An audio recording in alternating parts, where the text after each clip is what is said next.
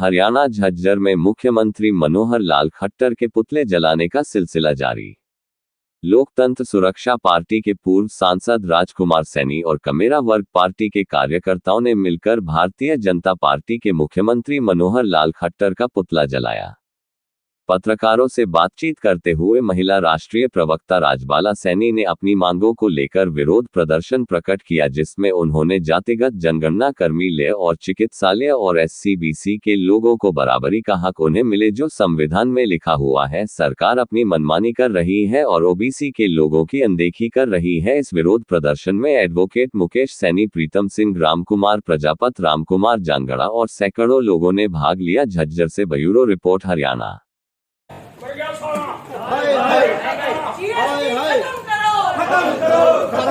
जातिगत जनगणना चालू करो, चालू करो, चालू करो। SC/ST OBC पैक्ट पूरा करो, पूरा करो, पूरा करो। जातिगत जनगणना चालू करो, चालू करो, चालू करो। OBC महिला में आरक्षण मोदी तेरी कमर खट्टर मर गया, उसके देख के मोदी मर गया और की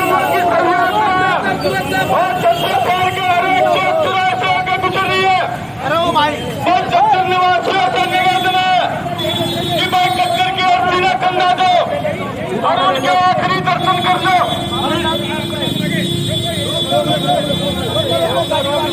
नहीं इधर ला, अरे धीरे धीरे।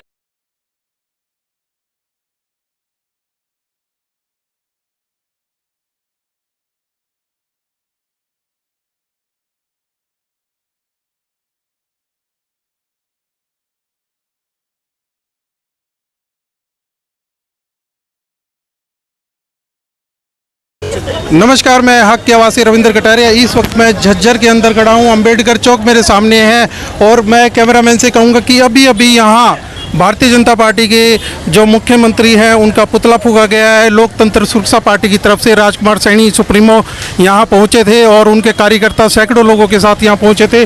और देखिए, इसी अंबेडकर भवन चौक पर अभी मुख्यमंत्री खट्टर का पुतला भी फूंका गया है। और मैं आपको बताना चाहता हूँ कि उन्होंने जो मांग की है, दबे पिछड़े हैं जो अपनी हक और आवाज़ उठाना चाहते हैं, उनके लिए वो बार बार जनगणना की मांग करते हैं और बार बार जो जिनको हक नहीं मिलता है या बेरोजगारी इस प्रदेश में फैली है, उसके लिए उन्होंने आवाज़ उठाने का यहाँ पूरा प्रयास किया है। सैकड़ों लोगों के साथ कई डिस्ट्रिक्टों के अंदर उन्होंने अभी पुतले फूंकने का कार्य किया है। अभी पिछली बार पानीपत में भी गए थे, आज झज्जर के अंदर है। ये पूरा एरिया आप देख रहे हो, झज्जर की आप बात कर रहे हैं। रविंद्र कटारिया। अनुपात में जो अधिकार है वो लागू करेंगे। 77 में मोरारजी देसाई जी की सरकार से जब पिछड़े समाज के लोगों ने मांग की कि आबादी के अनुपात में हमारे आरक्षण का कोटा पूरा करो, तो उन्होंने कहा कि 27 बरस हो गए देश को आज़ाद हुए, परिस्थितियां बहुत बदल गई हैं, मैं नया आयोग बना रहा हूं। उन्होंने मंडल आयोग बनाया, देना उनको कुछ नहीं था। उसके बाद में विश्वनाथ प्रताप सिंह जी की सरकार ने जब थोड़ा सा हिस्सा इस बैकवर्ड क्लास के लोगों को दिया, मान्यवर साहब काशीराम जी की एक बड़ी भूमिका थी उसके अंदर।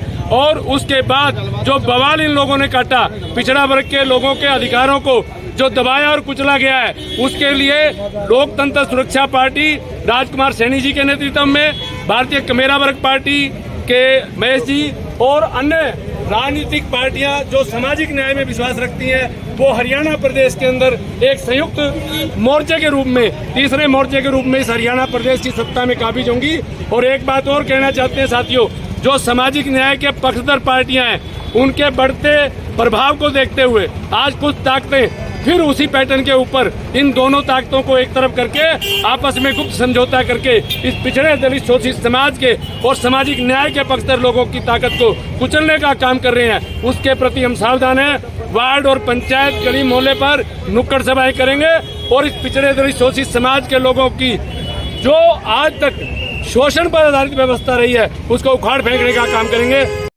मात्र 11% बैकवर्ड, 11% बैकवर्ड, 70% बैकवर्ड में से 11% बैकवर्ड आज पढ़ाई और नौकरियों के अंदर पहुंचा है। 25% शेड्यूल कास्ट में से आज 6% शेड्यूल कास्ट पढ़ाई और नौकरियों के अंदर पहुंचा है। आदरणीय राजकुमार सैनी तमाम सभाओं के अंदर और तमाम मीडिया के सामने वो डॉक्यूमेंट्स आप लोगों को दिखाते हैं जो केंद्र सरकार जारी करती है, जो राज्य सरकार जारी करती है। तो 75% का बैकवर्ड आज 12% नौकरी और पढ़ाई में है। इस बात को समझना पड़ेगा, तमाम बैकवर्ड को समझना पड़ेगा। तो इसलिए चाहे वो क्रीमी लेयर को खत्म करने की बात हो, चाहे महिला आरक्षण के अंदर बैकवर्ड की महिलाओं की हिस्सेदारी की बात हो, चाहे शेड्यूल कास्ट बैकवर्ड के बैकलॉग को पूरा करने की बात हो, चाहे तत्काल में हुई HCS की भर्ती, इस HCS के घोटाले को रद्द